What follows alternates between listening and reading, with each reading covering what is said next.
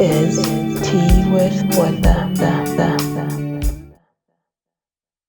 Once again, we welcome you. We say, please come and join us, come and journey with us.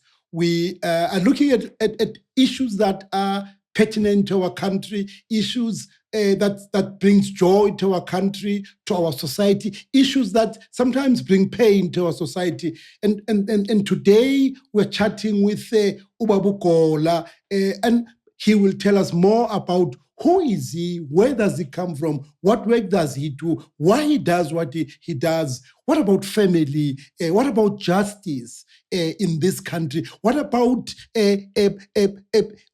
mob psychology, what about violence generally. But one of the things that I would like him to talk about is when we were talking and planning these, he had said to me that I love Black people. That for me was critical. But as I said, we will hear from him and assist me and help me in welcoming Nkosi Gola. Nkosi Gola, thank you for coming, and thank you so much for making a sacrifice to come and share with us your wealth of wisdom. Tell us, who is Nkosi Gola, Nkosi Gola? Say more on that. Tabulela Nkosi Gola. NgwakwaJola Isibongo, ndazalelwe eMqanduli kulali yakuXhorhana. eMqanduli, that's where is it particular Olomisa or Bantu Olomisa come from? Obabini come from eMqanduli. Yeah, actually abakhulu bam were part of amajoni ababephansi ko-Olomisa. General. Yeah, General Olomisa. So they worked with him or under him? Under him, yeah. They were under him. And they were then transitioned into the South African Defence Force, the current one. Yes, indeed. So they are still there. So I'm saying yes, sisonke pa umkhaya Olomisa. Umkhaya pa Olomisa. Yeah, and unfortunately, I don't know if uzamnceda he does not seem to be doing well in terms of ukhankaza nani UDM politics. Sometimes uzamnceda and ask about it. I'm not really big, and I think within Congress politics, especially as a charterism. Is your more black consciousness. Black consciousness, yeah. Well, when we grew up in the 80s and that, when we talk about charterism and what, Mavarara. Yeah. And there was violence in that during that time. A lot. So say more about Gola. Other than Kanduli. Yeah, no, I grew up in Cape Town, where I think my life of activism really took shape. I remember, the glances, I think I was doing Standard 7 when we were taken to Robben Island. And then when they narrated the story, Sikatatu Sobukwe, I was quite moved, which really, I think that experience really shaped hugely who I am today. I'm married, no Mandi Sakyanji, Sinamawele, 2 beautiful girls. Oh, congratulations. What are the ages? They are 5. Yeah, they are 5. And I work for Gola Maqabane.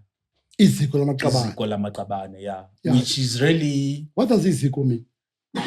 Iziko, ngokwesiXhosa, it's you might call it a gathering space where family meets to both as a place of warmth, but also this is where there's this cooking, the telling of stories. But now we are adapting that into the urban space where they are liquid. But then how do we create this warmth within the urban centers? So we are intentionally probing into that space. How do we create this space of comradeship within the urban centers? As you would see... Amaqabane. Yeah, Amaqabane, specifically. Would it be the same as Umkhabulo? Yes, those are spaces. That's where the storytelling, the teaching, each one teach one. That's Khosa's It used to be Costa's slogan. One life still is, each one teach one. Yeah, sure. I mean, hugely. Also, Europe and I learned how education happened within the space. It was through that principle of each one teach one. But also, I mean, it's education between equals. It's not an up like upside like up down approach, but it has no hierarchy. There are no hierarchy. That I know better. You don't know anything. Yeah. So is comrades sharing information. What sort of things do you share? What you and iziko generally? Yenzandoni iziko.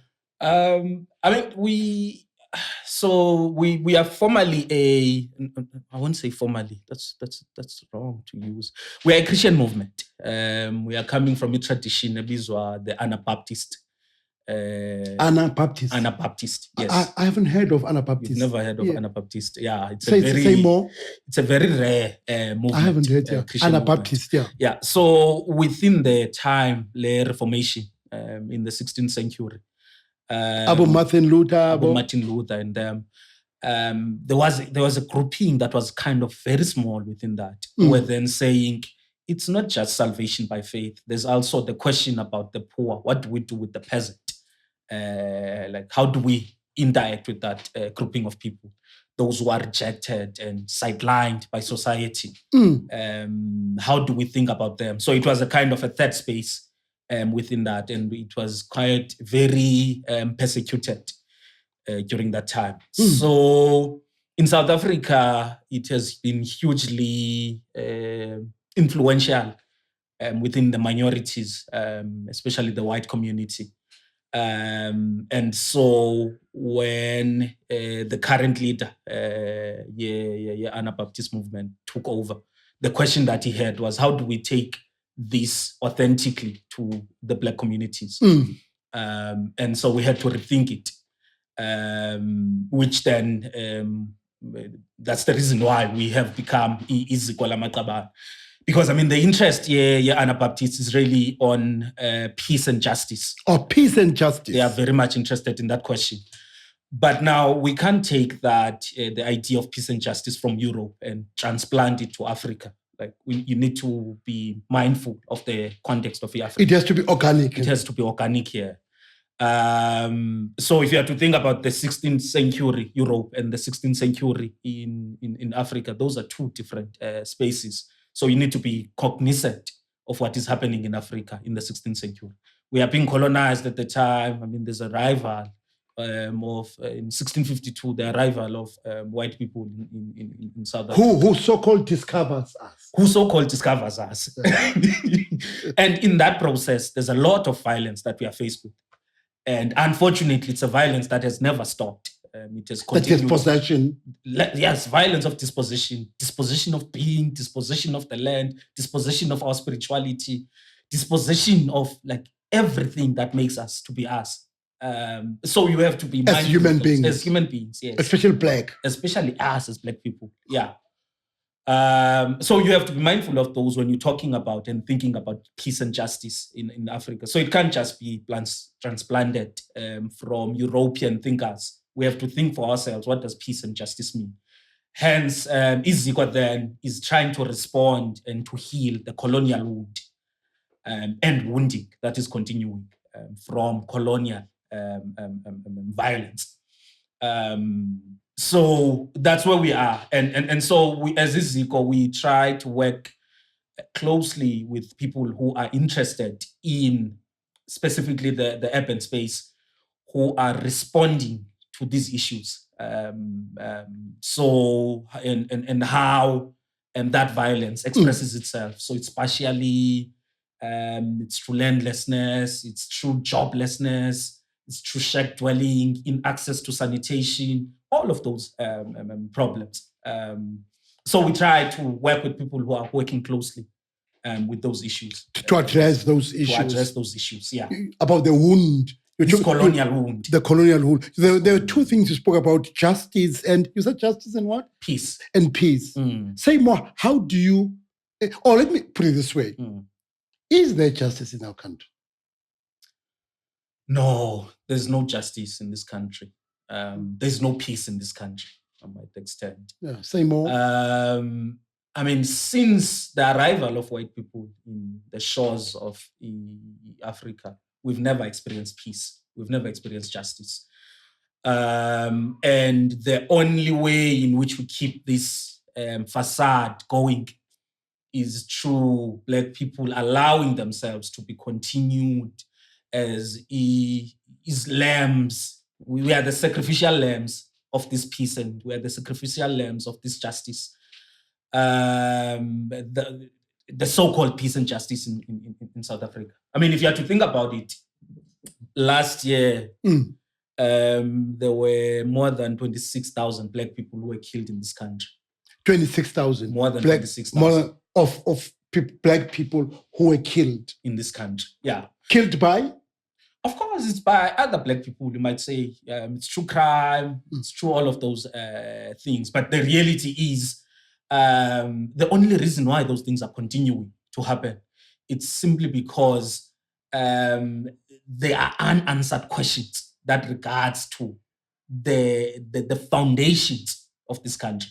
Ubiko warns us of this when he says that the township on its own, it makes it a miracle for a child to grow up to make it. That you don't know how you survive. You don't know. How you wake up in the morning. Sure. Yeah. You must thank God to reach, moving from point A to B. You must thank God that you made it. Otherwise, like literally, bullets can come in any way. I mean, there's just stories around us that speaks to that, where, I mean, we are just being killed daily. And I think for me, that speaks to this sacrifice that we are for the peace of this country. So that there are other people who are safe. And the other people are safe would be white people? White people are safe in this country. In what way? I mean, by the way, sure. Babu Gola, this is a Black government. Sure. So what are you saying? Because in fact, it would be, should it not be in the interest of Black government to ensure that Black people are safe, are secured, they live longer, they have justice, they have peace, they have food? Would you not think that this Black-led government for 30 years, its sole purpose would be to ensure that the Black majority who have put them in power are safe, are secure? Sure. No, that's true. But I mean, there's a story I love where in Nigeria, we'll come to South Africa. Okay. In Nigeria, they abducted 250 girls. I'm not sure if you remember. Oh, yes, I do. I did, yeah. Sure. I remember one of the placards were carried by President of Nigeria saying, "Bring back the girls." I feel like that's the condition or the state of Black leadership in Africa, the current crop of leadership. They position themselves as powerless. I mean, you hear in their speeches. When they're in power. Once they're in power, yes. ANC, I don't think ANC can do anything in South Africa anymore. And they've proved that over the years. Because I feel like they're the security guards of whiteness and white power, white supremacy, white privilege. They can't do anything about it. They are there to safeguard it, to ensure that it continues. And then a few of them get to enjoy those crumbs that comes from the master's table. From the master's table, which are white. Yeah. So you're saying that the Black government, its sole purpose is to ensure that the status quo remains intact or continues. Yeah. That don't upset the apple cart. Yes, you don't upset white people. That's why, I mean, we're still talking about land 30 years later as a hopeless, I mean, it's even disappearing from the public sphere. It's no longer even within, people are no longer talking about the question of land. And that's simply because the ANC is not interested in those things. And remember, the struggle, if was to be anything, if it meant anything, it has always been about land. Hence, I mean, this violence that you found within the townships, that's the reason why this violence is happening in the townships. It's simply because those are spaces where people are landless. And now the problems of landlessness expresses themselves in so many different ways. It's unemployment, Then others want to resolve that question of unemployment. Others will want to resolve the question of crime. Others will want to, but the central question to it all is about the land. If you give people land, I'm sure half of our problems will be resolved in this country.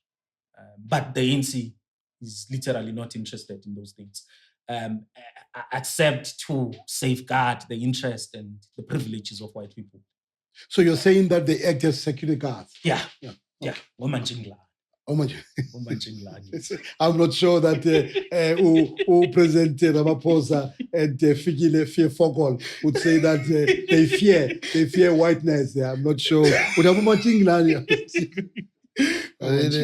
Abo passport. Yeah. So, and Iziko exists to do what? Is it to conscientize? Is it to, bring Black people in particular, or every member of society, even white people who are beneficiaries of this system? Or is that not your interest?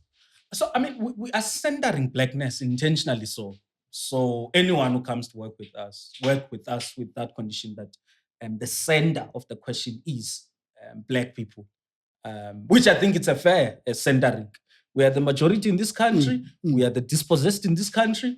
We are the most oppressed in this country. And I think even Jesus stands for that, the list of these. You have to think about the list of these in South Africa. You have to think about Black people. You are not authentic in resolving anything in this country, except if you start with the most oppressed. And the most oppressed are Black people. So, that's where we are centering ourselves. So anyone who comes with that, comes to work with us with that condition in place, that we're interested in Black people. And in them getting justice. Yes. And in them getting peace. Yes. But you're saying that peace and justice would not happen if you had not resolved. Is that the land question only? I think the land question is central. The reason why we were killed, the wars of dispossession, happened because of that central question, the land. We became who we are in the urban city centers as migrant laborers and all of that, simply because of that question. Destroy Black family life. Sure. Yeah, it was true. Land disposition. And you're saying that, look, justice is a mirage or is a facade, to use the word. In South Africa, justice and equality, you're saying these are far-fetched. Will they happen in our lifetime? I think so.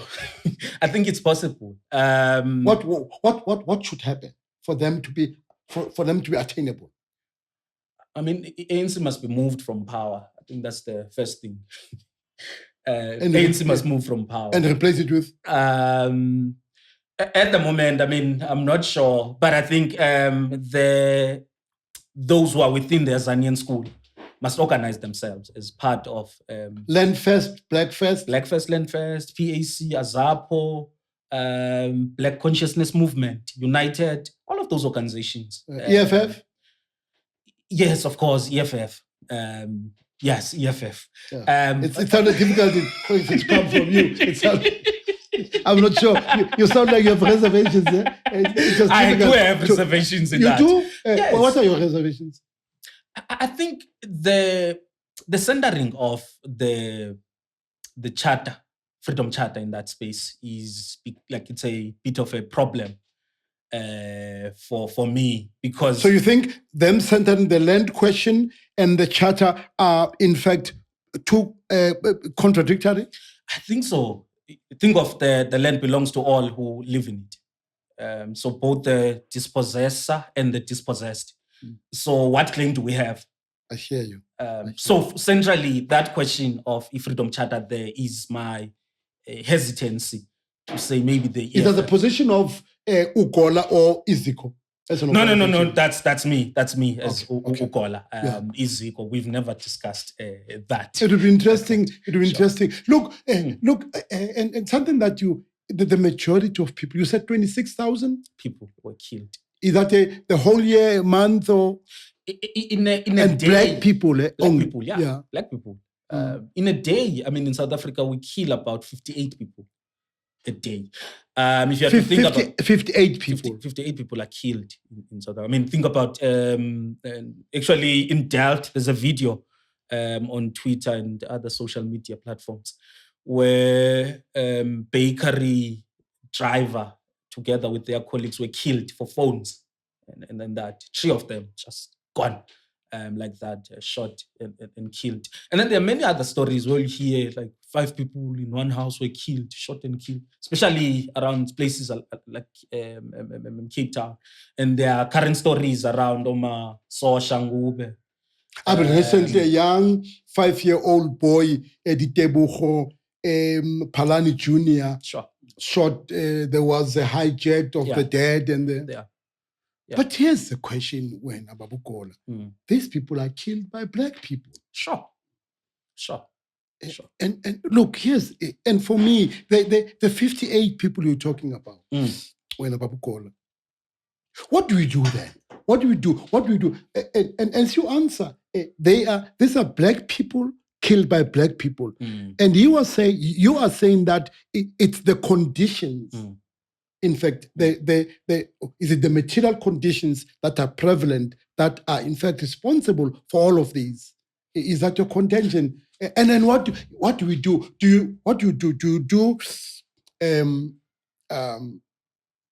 We used to, when I grew up, we used to what would be referred to as your kangaroo court.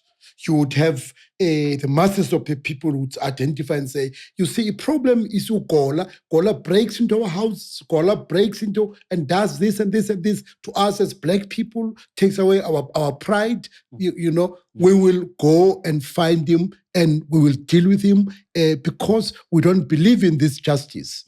What one would call your self-help. When people take the law into their hands. Is that what we should do? To get justice? No. Or we say what? Give it to the police are there, the courts are there. Let's make sure that we give in to. Or what would be your approach? I mean, for me, I think we are answering that question at a very late stage, because for me, it's a question of how did we get to that point where this child, I mean, you can think of, I think from Cape Town, because that's where I grew up. Think of a child who is born in Tygerberg Hospital, black, and then a child who's born in Tygerberg Hospital, white. What is it that makes a possibility that the same child, by a certain age, will be ipara, a tech addict or nyaupe addict, and then the other be at a university? Like, what is it that causes that? And if we are able to answer that question, then I think it's easier to answer what is the other question. Let's answer it now. What is it? It's material conditions. As long as these material conditions remain, we'll find ourselves within these problems. And I actually think that violence is intensifying in our country. It's not going it's not minimized. You're saying that these conditions are inherently injustice itself. Yes, we were founded through violence. That's the foundations of South Africa. We are South Africa because even that name we were given to it was a name that was given to us through violence. We're beaten to accept. We're communicating in this language. This is not a fair thing that happened, and then we're taught nicely, this is how you need to. No, we were given this true violence. It was given to us. So the foundations of South Africa are violent. And I think then violence can only continue endlessly. So what do you do? How do you stop this cycle of violence? Let's resolve first that question. We answer the land question. We'll be able to name ourselves. We'll be able to give values that are new to this country. And I mean, we can bring all white people, to cancel them. Say, hey, you are violent people. But it's not okay that you just hug people through the TRC and think things are fine. We need a mass counseling of white people so that we teach them how to be human. What do we say to them when we counsel them? I mean, So I'm not a psychologist, but I do think that there needs to be a process that humanizes, including the oppressor. And I don't think those things were taken into account when we're doing that transition, the miraculous transition. The CODESA, and those all of negotiations, things. Yeah. CODESA, TLC, Yeah. all of them. There's a lot that was not taken into account there. We just said, okay, we are now, like now there's freedom. And then we clap our hands, we're given rugby. And then when we're starting to be angry, we're given 2010 Soccer World Cup. And then when anger starts again, there's something else that will come. Like even now, I won't be surprised there would be netball World Cup or whatever. Because it just passed now, yeah. The netball was in your area, was in Cape Town. In Cape Town. Yeah. I mean, they're trying to bombard us. But the reality is this violence will remain. It will die down a bit in some moments. You think that it's gone, but it's back. It will be back again. And because the very foundations of South Africa are true violence. So there needs to be someone who constantly dies and sacrifices for this. You spoke about sacrificial lambs. These are black people, yeah. Unfortunately, we are the ones who are. What do we do to stop this? How do we get to a point of justice where you'd say, Tina Siuziko, or I, Gola, where I am, I think that we have justice now. I think that as black people, the dignity has been restored. What do we do? How do we get there? I mean, I think we must try the way that was not tried. Which is? And I mean, I think with the gift of insight, we'll think that Ubiko was correct, Sobukwe was correct. Maybe we need to follow their ways. We followed this other way, and it's taken us to here. And I don't think anything will get better from here. It will only go worse. Yeah. So I think we need to try that way. How do you then navigate this? Because Sobukwe spoke of the human race. Sure. Sobukwe, in fact, what it means is that somehow contradicts there is no black and white, there's a human race. Sure. But when Uti, look, the problem is white people. You need to deal with white people. But his view was that, look, I don't subscribe to this. For him there's a human race. Sure. How do you navigate what seemingly are these deep-seated contradictions? Sure. Well, how I read to Sobukwe is that that is a synthesis. He starts at the synthesis, the human race. But there needs to be a journey that goes in there. I mean, I don't think even Biko is contradicting Sobukwe when he brings this black and white. I mean, if you are to use the dialectics, there's thesis, which is whiteness. Then there's antithesis, which is black consciousness. But the synthesis is the human race. So we get to that. There needs to be a struggle before we get there. We are not viewed as humans. White people to this day don't see us as humans. The two of us talking that we remain animals. To them, yes. Actually, even this conversation, even if it can get to their ears, it means nothing. It's a non-event to them. They will remain. Sure. They remain darkies. Sure. I mean, think of it, Prambu. Somalians have been here not more than 10 years. They're able to speak Xhosa, isiZulu. If you find them in Mamelodi, oh yes. White people have been here for 500 years. They can't even say Sawubona. To this day, they're saying Sawubona. Like, what is that? They say Mabeki. You see Mabeki, Thabo Mabeki. They're president of their country. They can't even call them. So that speaks to power that they have, which I think it dehumanizes them too. It's also a favor to the growing generations to make things right in this country. It's a favor both to us and to them. So that your twins, as they grow up, sure, they get to experience justice. Yes. Yeah. But the fundamental question when Gola, and I'm not sure whether I've been in there. See, Anjani, how do we then get to a point where we say that indeed, I had suggested to you, do we say, look, let's round all the white people. Let's round all the white people, round them off and say, but look, you're Nuremberg. trials, sort of. You must answer this. How do we? Here's for me, Babu Gola, sithini senza njani, sifika njani phaya ke, sithi ke kubi yazi ntoni? You know what? This new South Africa is a facade. You say so, am I right? How do we make sure that there is real, meaningful, substantive justice? Well, I think Black people must take power, but now not as a way to please the other, but by the other, you mean to please the white people? Yes, and I mean, yeah, that's how we continue to be in this way in this country, because we are constantly pleasing them. Everything that happens is done in full consideration of them. How will they feel? What will happen? I mean, they even give them names. They're investors. Don't disturb the markets. Yes, they are markets. And when they are angry, the rand is angry too. You see, all of those things. The rand is angry too. Yeah, so when the white people are angry, the rand falls. And because they are powerful. They are powerful, yes. So, I mean, we need to do things not in consideration of all those things, but to think of the list of these. I mean, I think of it in this way. If it works for a Black woman in an informal settlement, if it is good for them, there's a possibility that it might be good for everyone. So maybe we need to answer that question. Does this woman have a good sanitation? Do they have a house? Do they have land? Can they live from this land?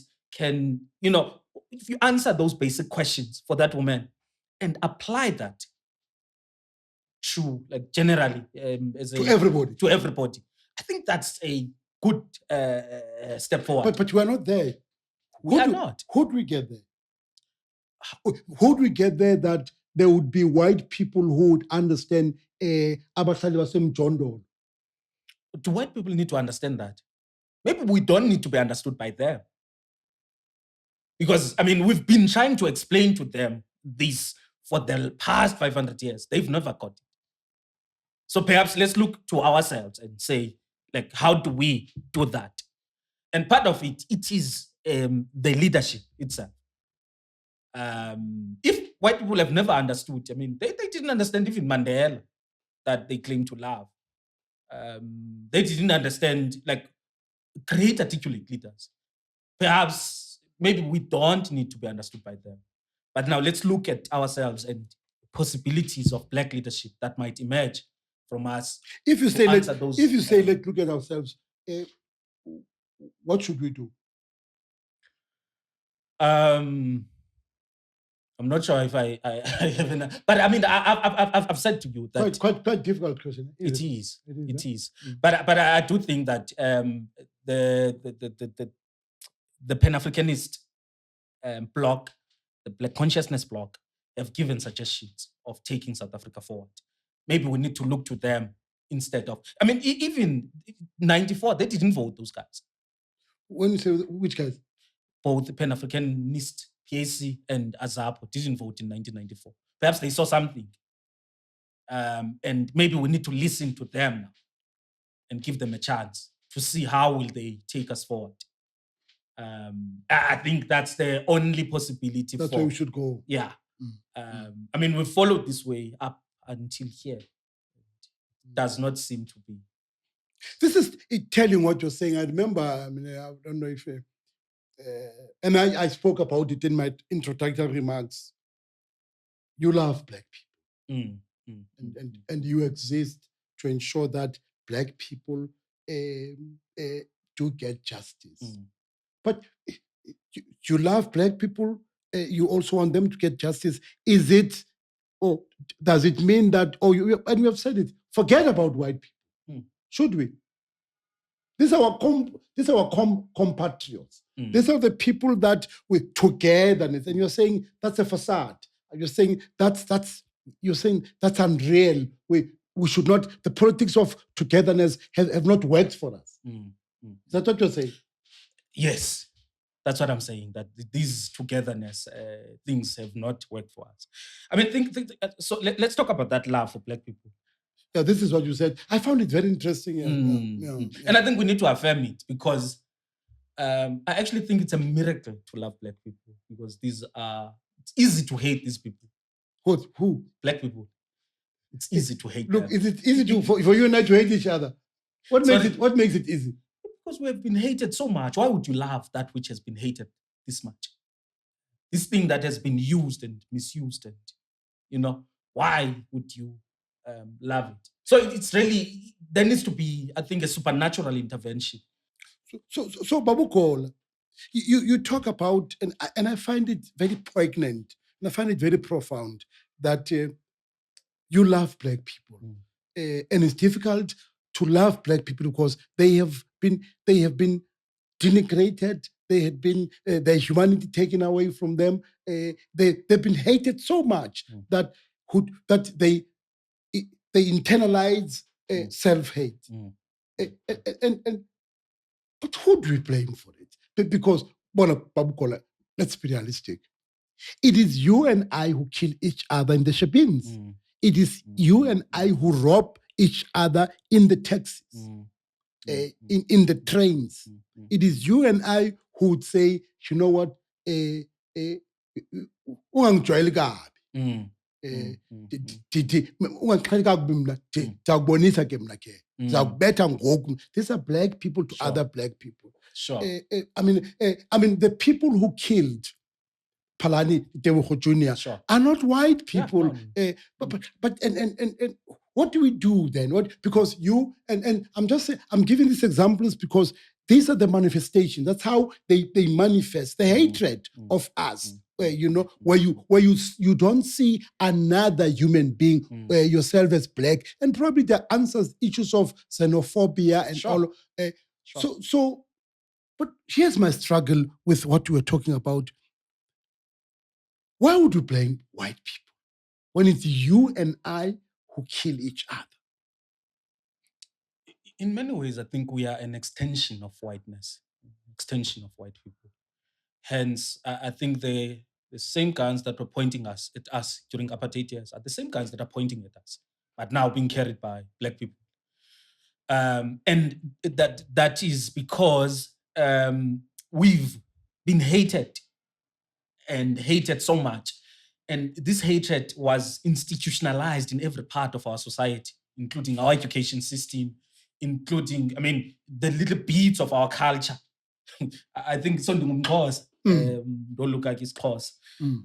So ndingena ebhumeni pha, ngibone ngathi ndibuyisa the pre-colonial Black man. Ndiqabile mosipha imbola, ndiqaba.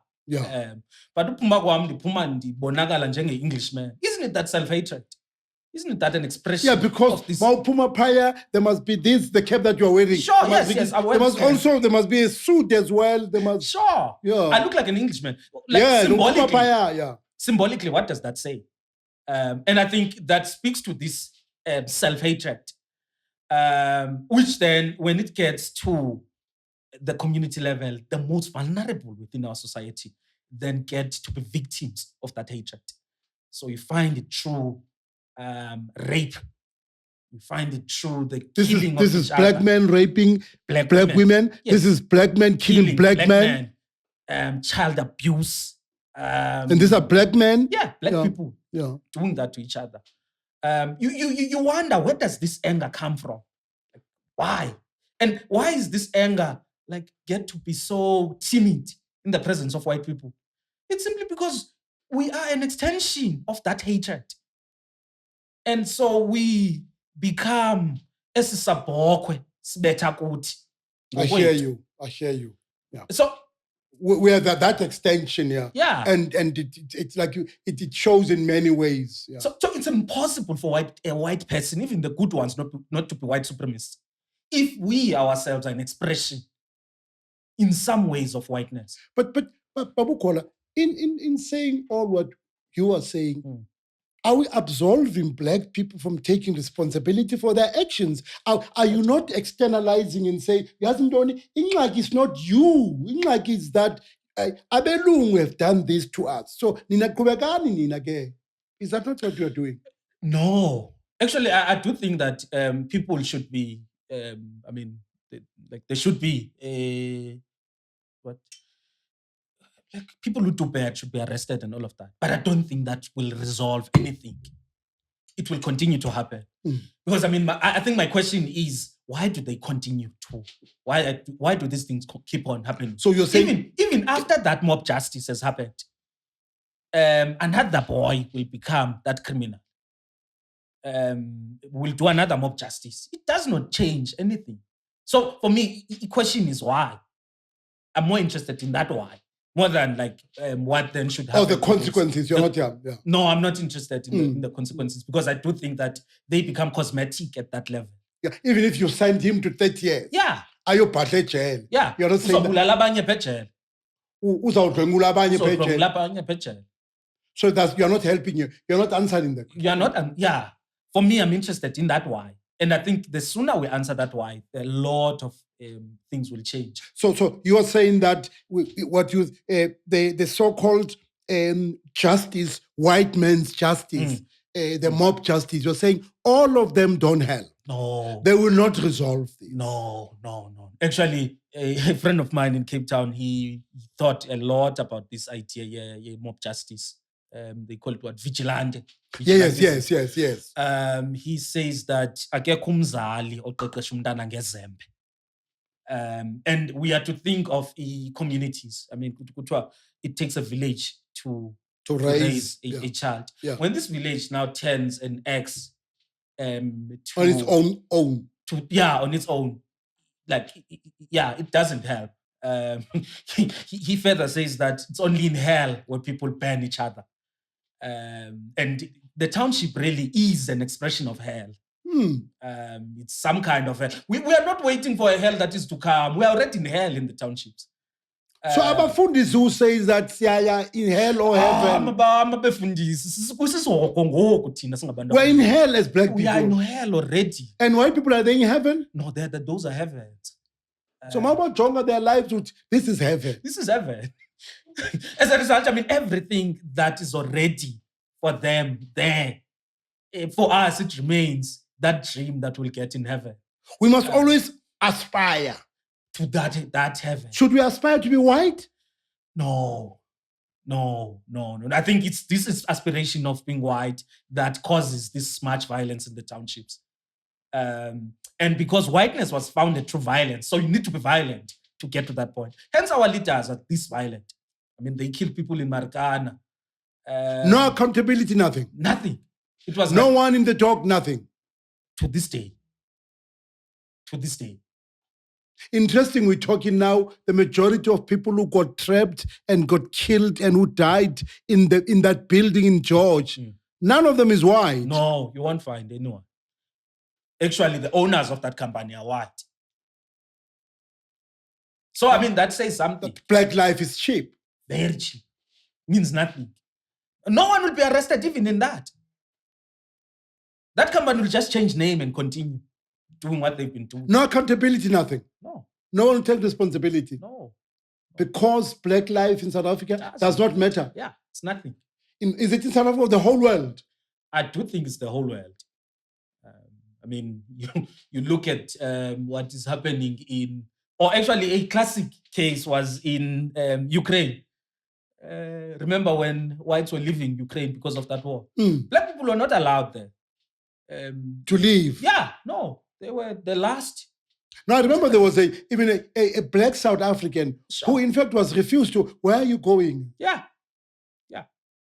So, I think it's the whole world. I mean, the killing of black people in America. So black people are catching hell everywhere? Everywhere they are. Yeah, everywhere they are. They are the most oppressed. Yeah. Any hope?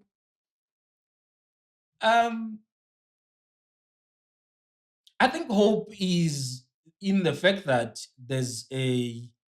even if there's a few of us, we do see and we do talk about it. Hope is the fact that in South Africa, there's that ignored voice that never dies. The voice of Ubik or the voice of Usobu keeps on reminding us. And I think But that's where my hope is. Of course, it's within the fragments. One of my current favorite preachers, Monda. Ubani? Monda. Monda Isaac from Palestine. He preached a message before Christmas. He says, Christmas, there won't be Christmas in Palestine because Jesus is in the rubbles. And I think within those rubbles, there's this hope. Maybe we need to move those rubbles, find those pieces of love. Rebuild our communities. Yes, those pieces of our history. Try to find those pieces of those rubbles that you can use to build within that. If the Bible is underneath those, let's dust it and maybe read it again. We might find. So I do think that there's fragments of hope. But in the state in general, I don't find anything that is hopeful. So we should in fact, we should forget about the state. I think so. And focus on people's power. Yeah, I think so. What would that look like? Well, I think we have to start at the community level, it's those people who are gathering to look at the problems they are faced with. Of course, finding ways to connect that, like with how does this connect with the structure? There's a lot that is happening now in Soshangube. You call that, what was the young boy's name? Vitebogo Junior. Palani. Yes. There's a lot that is happening there now. They will employ a lot of police and all of that. They will go to that family. They will be meeting there. But beyond that, even after those meetings, there's a child who's dying now. In that, as we speak. So I think we need to move to look beyond what those guys can provide. I don't think they can provide anything beyond what they've been doing. So within communities, let's look at people who are already interested in those questions, the questions that we're interested in, the questions that want to ensure the wellness of Black people, and begin from those and see what are possibilities of collective actions from that. I think of the work that we are doing with this, even with what Anabaptism is. As Iziko. So I call it Christianity with insight. So we are taking it back, we're not taking it forward. We are showing Christianity what it has done to Africa through Iziko. So we're holding it by hand and taking it back to see. So this is what happened. When you came to Africa, the briefcase that you were carrying had the Bible and had a gun. So we now have this Bible. But it was not necessarily introduced to us in peaceful ways. We had a choice, we're given a choice, whether to be shot and killed or take the Bible. And so even our interpretations of Christianity then becomes very colonial and very violent.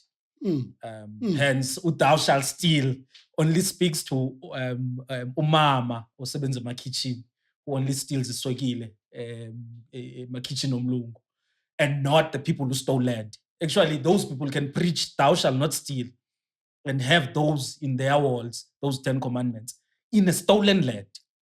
And they won't find any sense of contradiction because they've normalized this theft, they've normalized this violence.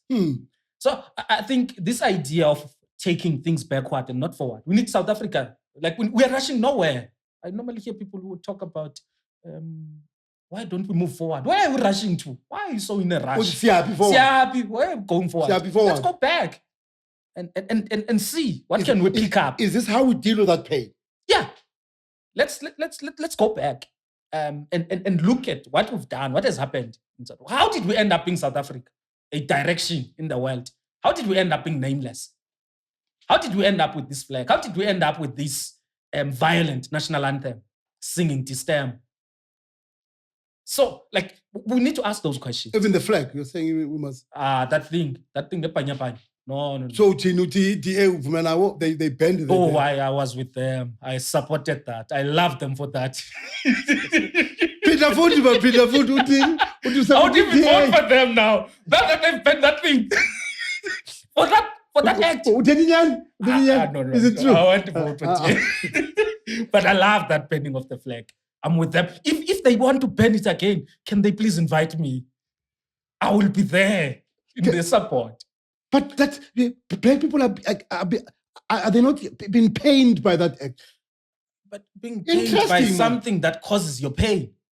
Because these are symbols of our dispossession. Say that again. Being pained by something that causes our pain. Yes. That's what is happening. This flag causes our pain. No, these are the causes. These are the seals of our pain. These are the symbols of our pain. These are the symbols of our pain. In those agreements, there is an agreement that continues, whether scripted or unscripted, that continues this pain. So to agree with that flag is to agree with what is currently happening in South Africa. Did the ANC sold out? I think so. Hence, we are where we are. And the central question of the struggle, the national question, remains unanswered. Did Mandela sell out? I think so. Did Mandela undermine or did not address the black pain? I think so. I think the black pain was never addressed by Mandela. Why would you say this to someone who has spent 27 years of his productive years? Are you not being cruel? I think I'm thinking also of others who spent 28 years. You're talking about Masemola? Masemola. I'm talking about Biko, who gave their lives. I'm talking about Sobukwe, who were poisoned by that system for something different to happen in South Africa. So you're saying that Mandela is no special one? But this is the continuation. This is the afterlife of apartheid. So for me, I don't think he did anything. Actually, he gave strength to apartheid. He gave it a new life. He energized it. Whether it was intentional or not, I don't know. But here we are. We are the ones who are being sacrificed daily. And I think we should have taken a route that would say, rather, punish us if things won't change for black people. If the quest was to address the black pain, you are saying that we should have said to the World Bank, to IMF, do your damnness. Yeah, go to hell. Go to hell. Do our thing, yeah. But they cowered. They were cowards, yeah.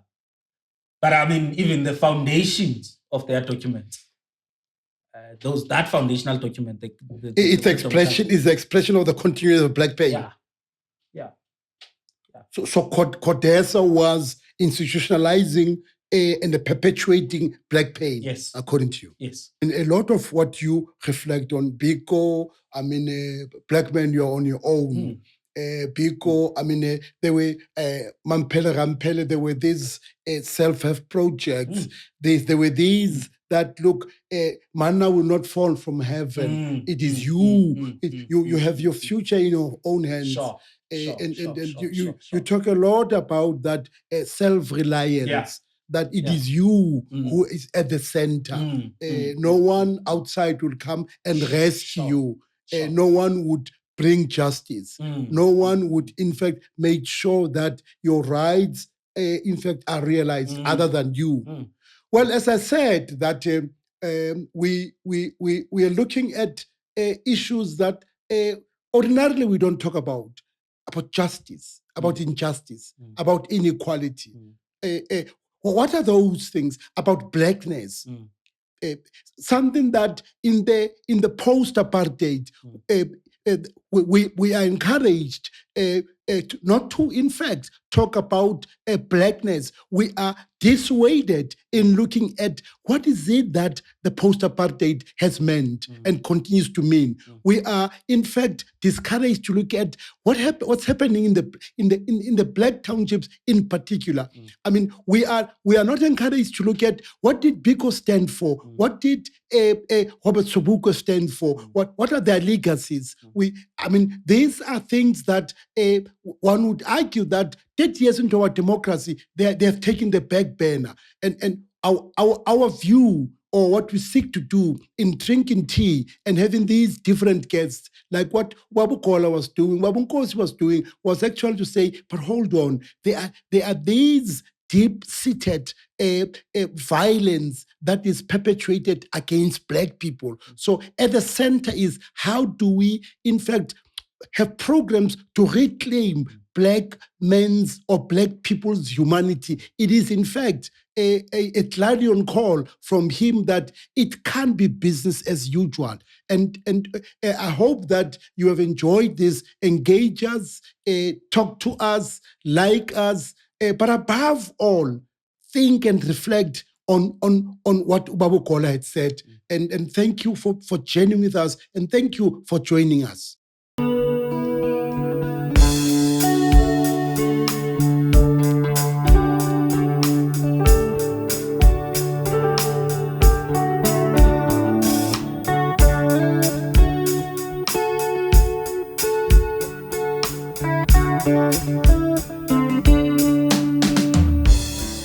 This is Tea with Botha.